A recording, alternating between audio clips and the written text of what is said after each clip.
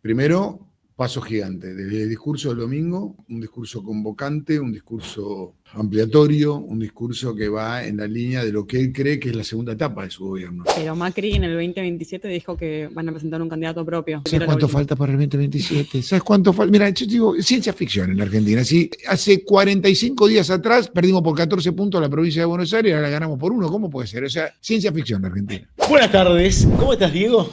Buenas tardes primero. Bien, bien. Mirá, sos Diego Santilli. Bueno, la primera pregunta, porque a lo mejor vino el doble. Mastantuono quise decir Mastantuono. Hacer, pero no juego ni igual, ni cerca, ni tengo la edad, o sea que no tengo la misma. Solo sos de River. Sí, fanático. Perfecto. ¿La estrella del equipo, se puede decir? Nah, Mastantuono. Nada. ¿No? Mastantuono ojalá sea una estrella y sea un monstruo. Yo solo un intérprete. Para mí el que ganó la elección fueron los bonaerenses, que eligieron creer, que quieren vivir de otra manera, que quieren tener otra calidad, y el presidente para mí. Yo fui un intérprete. Si hubiera sido expert la cabeza de la lista, ¿hubiera sido igual? Y no lo sabés. No sé si hubiera sido igual. A mí me tocó 18 días antes interpretar esta partitura, si vos querés, y hice lo que yo sé hacer, recorrer, meter, estar. ¿Vos tenés una explicación de por qué el presidente bancó hasta lo casi insostenible la candidatura de José Luis Espert? Yo creo que él cree en el valor de la palabra. Y cuando él le da la palabra a alguien, la cumple. Digo, déjame irme para otro lado. El presidente le dijo a los argentinos que iba a bajar la inflación del 211 al 30. No alcanza, es una aberración 30%. Dijo que iba a bajar la pobreza del 54 al 30,7. Dijo que iba a eliminar los piquetes, de 9.000 piquetes anuales a 0. Dijo que iba a terminar con la intermediación de los planes, de intermediar los planes a 0 intermediación de los planes y le llega el recurso al que más lo necesita. Dijo que iba a eliminar el déficit. Bueno. También dijo que iba a terminar con la casta, también dijo que iba a... Y dio una batalla, Bueno. Dio una batalla, A ver, asumamos las cosas. Si ponemos cabezas de lista, digo, vos tenés más de 30 años en la política, digo, era parte de lo que él consideraba la casta. Patricia Bullrich era parte de lo... Digo, la verdad es que además los que lo llevaron al triunfo parecen ser los que eran la vieja política, la casta. Bueno, él también dijo tabula rasa para todos aquellos que creen en las ideas del cambio y la libertad. Entonces digo, me parece que también fue claro con eso. Todos aquellos que crean en un cambio genuino para nuestro país, desde igualar las condiciones para que cada uno pueda desarrollar su vida, bienvenido sea, y lo planteo de esa manera. Creo que yo soy de esa parte de la avenida. ¿Qué es lo que viene? Lo que vimos ayer era reunión con un montón de gobernadores, 20, no todos, digo, que eso también llama la atención, que excluyó a algunos. ¿Por qué? Primero, paso gigante. Desde el discurso del domingo, un discurso convocante, un discurso ampliatorio, un discurso que va en la línea de lo que él cree que es la segunda etapa de su gobierno. Su primera etapa fue la de la estabilización, con todo lo que nos costó a los argentinos fuertemente, y nos cuesta.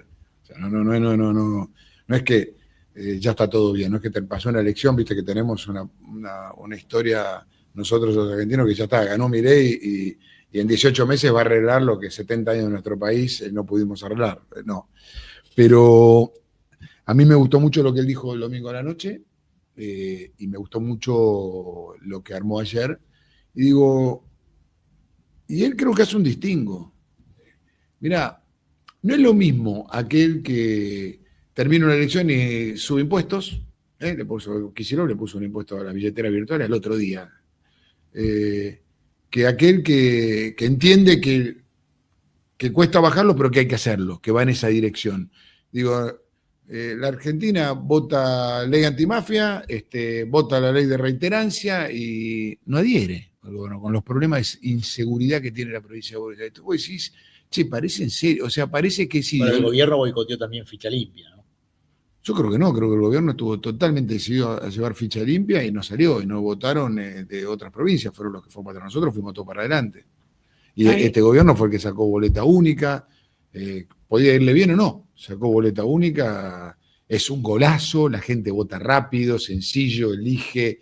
Bueno, a mí me tocó, viste, en el debut a mí no me tocó estar, entonces, pero viste, estaba en el tercer lugar, era rarísima la votación, por eso tuve que plantear en Para un votar al spot Colorado, para marcar votar el al Colorado, pelado. marcar ¿Te pelado. Porque sentiste cómodo con ese eslogan? Bueno, ahora es pelado. No, Por eso, Casi. o sea, en ahora soy realidad rapado. debe ser que volvió con la idea, bueno, ya que no votaron al pelado, vamos a tener el pelado en la Cámara. No, lo que pasó es que, mira, vos tenías ese problema ahí. 13 millones y medio, casi 14 millones de boletas, donde en 18 días tenés que hacer una campaña explicándole a la sociedad y la sociedad por ahí se equivoca, porque dice, ¿dónde está? Vas a buscarlo a la boleta, el que es cuidadoso, el que viste está acostumbrado a que le hagan la tapadita, al cadena. Bueno, no nos olvidemos en septiembre. Vos entrabas al cuarto oscuro en septiembre. En mi caso en Tigre tenías 2 boletas violetas al lado. Y una tenía una palomita contra el águila. Entonces, parece un chiste. O sea, todas las trampas estaban en septiembre. Entonces digo, ¿cómo lo explicas? Cuando voy a hablar después dije, bueno, para votar al Colorado, marcar el pelado y bueno, y como que salió ahí, y cuando salió nos empezamos a... en un momento dije, bueno, esto es una cosa de loco que tenga que explicarlo y así te juro que hice decir, digo, no se puede creer que tenga que decir esto, pero salió y fue recontra pegadizo. ¿Y sabes cómo me termino de dar cuenta? Primero lo empiezan a decir muchos, pero la última semana fueron 18 días de campaña, 17 más precisamente, hice mucho con Urbano Profundo. ¿Viste? Fondo de Merlo, fondo de Tigre, fondo de Pilar, fondo de Moreno. Y me gritaban del colectivo. Eso te escuché.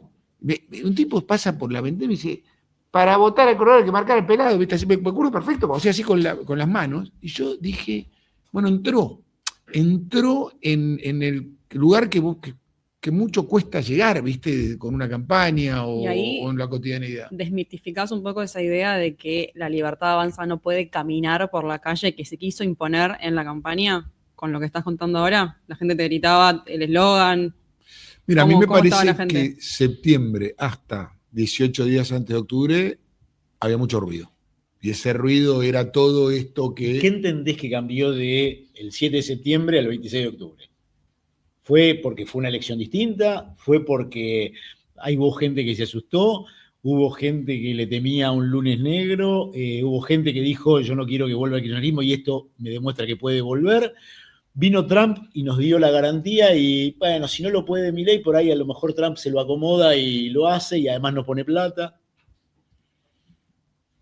A mí me parece que son varios temas. Uno, ¿viste? Cuando votaron tanto la herramienta de atacar, la gente se cansó y ahí hubo como una ventana de escucha, mutua digo yo. Mutua es, mira, lo escuchaba el presidente en su nota de ayer y bueno, lo dijo él, con lo cual lo puedo repetir yo. Y él a mí me dice, un día me invita a estudiar, estuvimos 1 hora y media estudiando, 2 horas casi estudiando, domingo, y hablamos mucho de dónde venimos, dónde estamos y a dónde vamos. ¿Estudiar qué? ¿Te invitó a estudiar qué? Economía.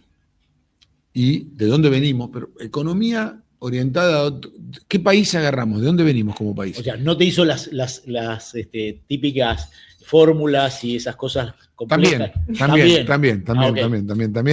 Un fenómeno.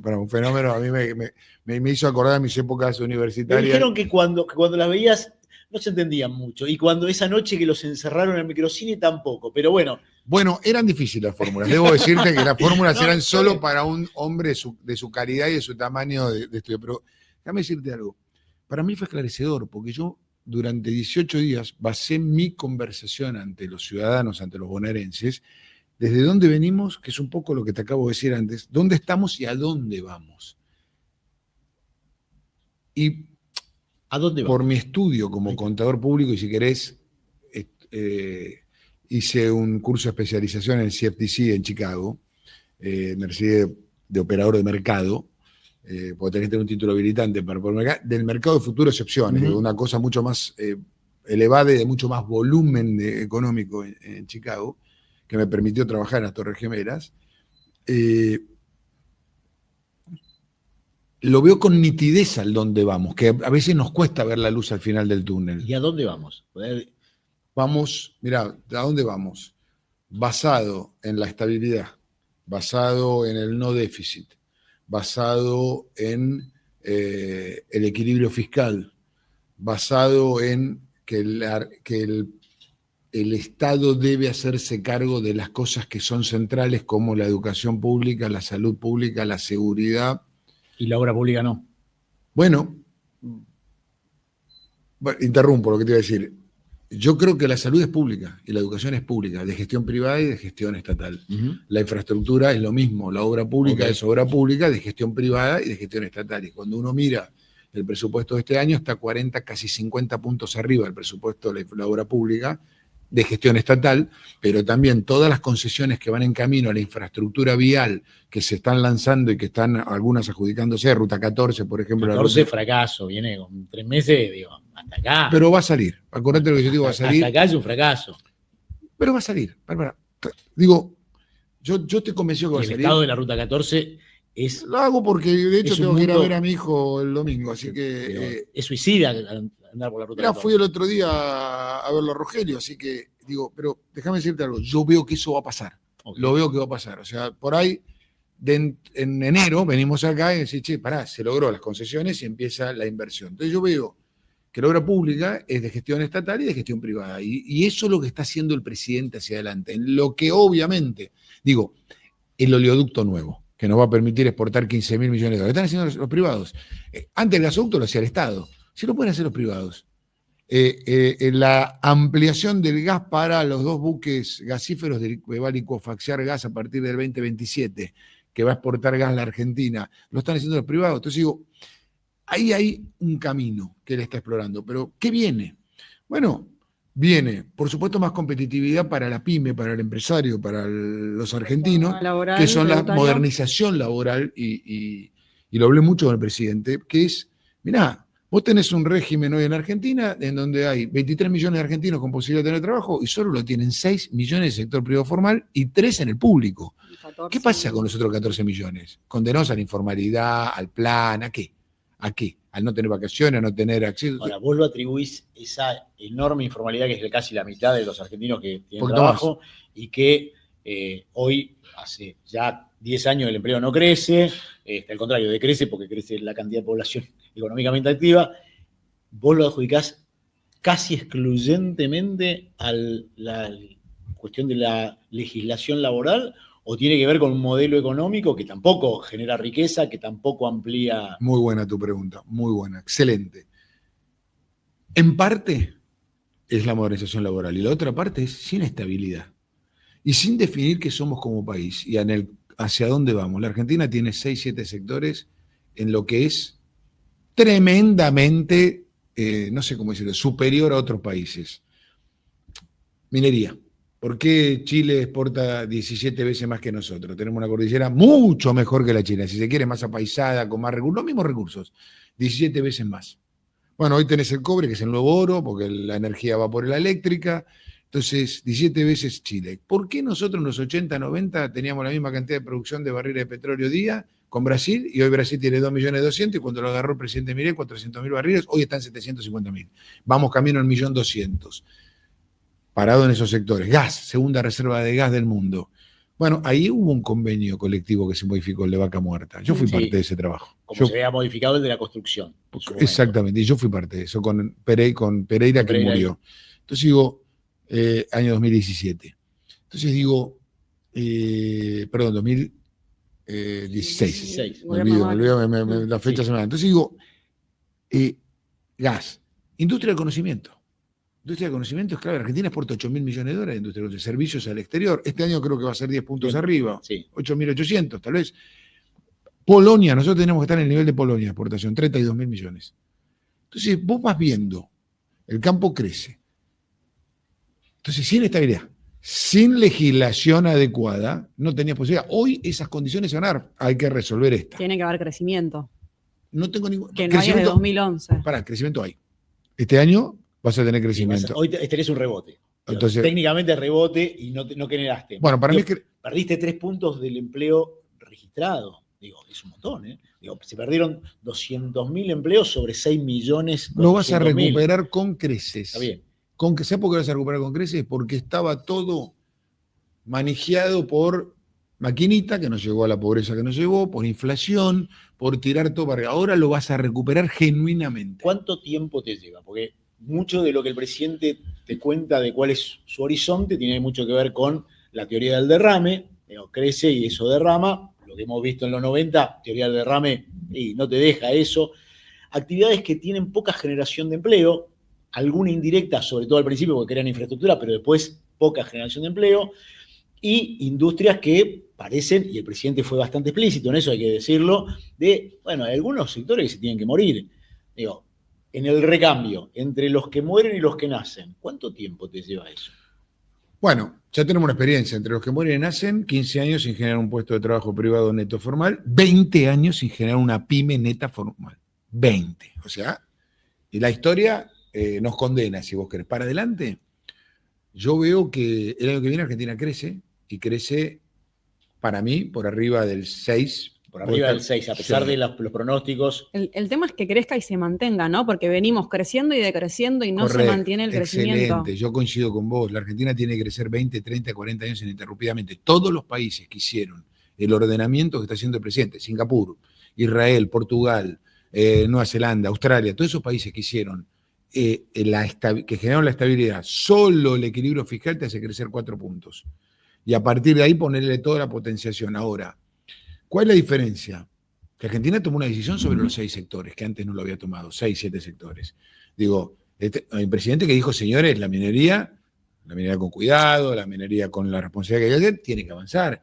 El gas tiene que avanzar. Ayudó a un sistema de que llegue el gasoducto, que llegue el oleoducto, o sea, se puso en esa dirección y está abriendo a las inversiones. Entonces yo veo que va a empezar a verse. Ahora, vos me preguntás, ¿cuándo la Argentina duplica sus exportaciones? Y 2030 duplica. Okay. 2030 duplica. Pero para llegar al 2030, el año que viene tenemos que crecer mucho más parejo, porque hay sectores que han crecido y hay sectores que eso es lo que te iba a están decir. dispares. Sí. Y hay sectores que están dispares que son muy tomadores de consumo, trabajo. construcción. Exactamente. Sí. Y que ha impactado, digo, y parecería bastante evidente en el voto nuevo de La Libertad Avanza, que ha habido un trasvasamiento. Los sectores populares que acompañaron en el 23, hoy se corrieron, o no fueron a votar, o votaron menos, y votaron más sectores de la clase media para arriba, y muy consecuente con el consumo. Yo ayer hablaba con uno de los ejecutivos de una de las grandes de consumo masivo de alimentos, y me decía, todo lo que son alimentos premium, vuela. Todo lo que son alimentos de uso, de consumo masivo, esos, estamos todos horribles. Me lo decía alguien de alimentos, me lo decía alguien de bebidas, es casi unánime de que hay sectores medio altos y altos que están bien y sectores medio bajo que están pariéndola. Lo vas a ver, lo vas a empezar a ver el año que viene. Lo vas a empezar a ver porque, digo, va a mejorar la capacidad salarial, va a mejorar el empleo, va a empezar a haber más actividad. Yo lo estoy viendo. El otro día me fui a Morón a verlo a Chiche. Chiche es un famoso almacenero de Morón, muy conocido. Y él me dice, tengo más ticket. Tengo más ticket.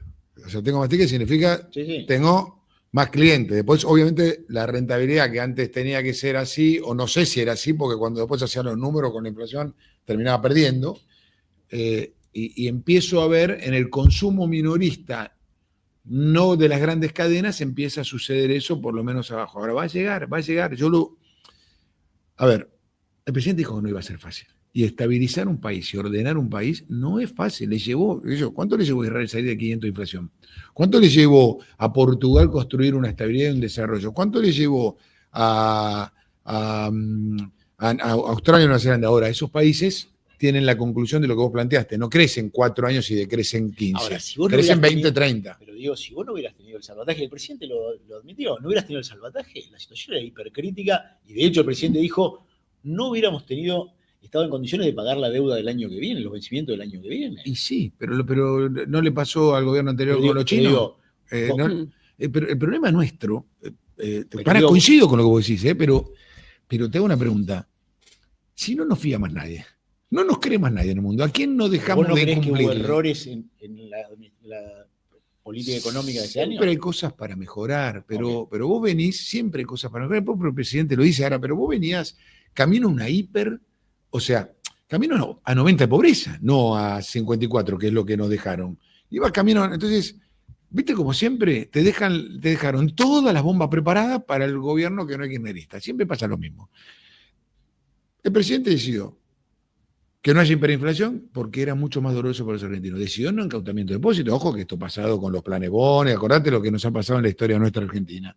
Entonces, tomó el camino más largo, más difícil, pero el de mayor seriedad. Obviamente es difícil y es duro, fue duro y es duro. Y hablando, Dale. hablando de Estados Unidos, ¿cómo ves este cambio del gobierno post-elecciones y cómo ves que influye la decisión de Estados Unidos? ¿No? Porque muchos dicen, ahora se junta con los gobernadores, pero es porque lo pide Scott Bessent.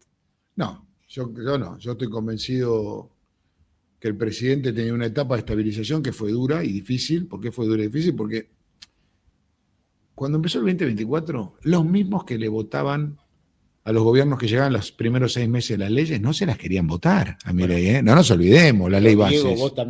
vos también sos consciente de que el gobierno adoptó una posición de hiperintransigencia, que lo primero que hizo es, yo no discuto en particular, me llevo la ley a mi casa y si no me votan todo, y después cuando se dispuso a negociar, hubo una habilitación a discutir cosas, y de hecho la ley en general había sido aprobada. Pero es que, escúchame, Claudio, yo estaba ahí. Vos estabas ahí, por Yo eso. estaba ahí.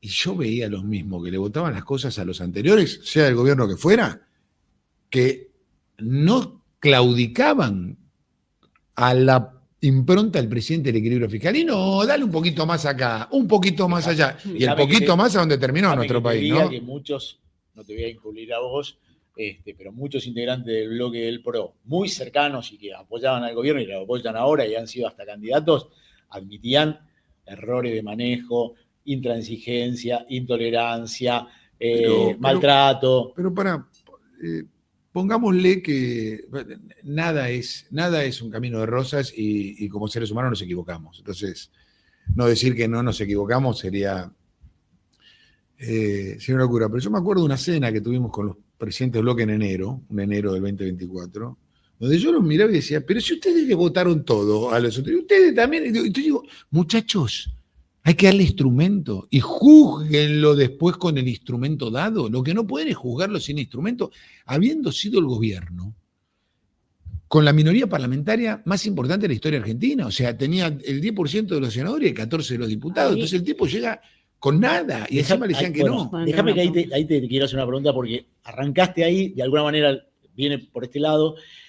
Dice, me gustó el presidente más consensual del domingo, me gustó que ayer convocara a los... Ese presidente es un Milei distinto, la sociedad votó la determinación de Milei, pero los modos de Mauricio Macri. Para mí es mucho más profundo. Y te lo digo después de estudiar 2 veces con él. El presidente planteó un gobierno para sus primeros 2 años de estabilidad que era dificilísimo, que vos tenías que vencer un cambio cultural importante. Te voy a dar un ejemplo. El otro día estoy en la comisión bicameral y entonces yo veía a los kirchneristas gritar, no, pero esta compañía hoy es equilibrada, no pierde. Y yo, pero nunca lo dijeron. Lo mismo que le daban, ¿viste? Déficit constante y consecuente todos los años. Entonces vos decís, bueno, hay un cambio cultural, hay que ser, incluso en el extremo del otro lado. O sea, el argumento para defender una compañía era, ¿no? El argumento para defender, no, pero es equilibrada, ¿por qué? ¿Por qué la vamos a someter a privatización o a ingreso de capitales privados? Entonces digo, yo creo que el presidente trazó para sus 2 primeros años un programa dificilísimo y durísimo de estabilización. ¿Por qué digo dificilísimo y durísimo? Porque nadie pudo tener déficit cero al mes de un gobierno. Nadie pudo. Ni nosotros no pudimos. Y nadie pudo, que fue 5 puntos del Tesoro, y nadie pudo bajar 10 puntos de déficit del Banco Central. Nadie.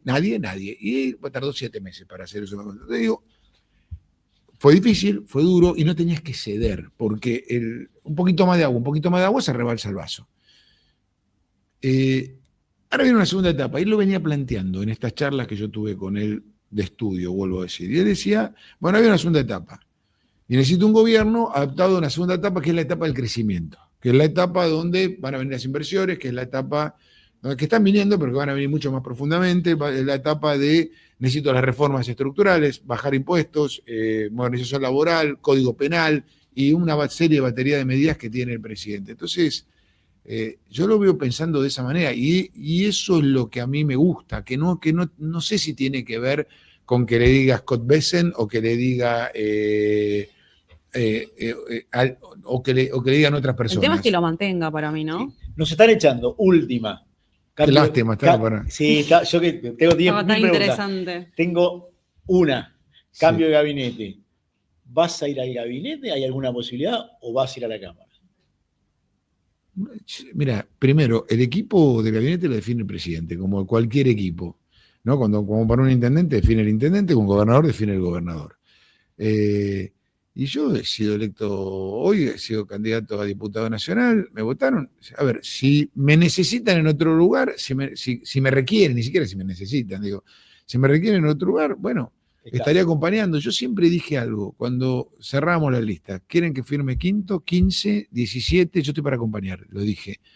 Obviamente me encantaría encabezar, está claro que me hubiera encantado encabezar, pero a nosotros la sociedad, Claudio, en el 2023 nos puso en el lugar de acompañar. Había dos alternativas de cambio, una la que lideraba Patricia Burri después de haber ganado una interna, y otra la que lideraba el presidente Milei. Ganó la que lideraba el presidente Milei. Nosotros no podemos correr de eso, porque si no es volver a lo que la Argentina no quiere volver más. Pero Macri en el 2027 dijo que van a presentar un candidato propio. ¿Sabes cuánto falta para el 2027? ¿Sabes cuánto falta? Mira, yo digo, ciencia ficción en Argentina. ¿Sí? Hace 45 días atrás perdimos por 14 puntos la provincia de Buenos Aires y ahora la ganamos por 1. ¿Cómo puede ser? O sea, ciencia ficción en Argentina.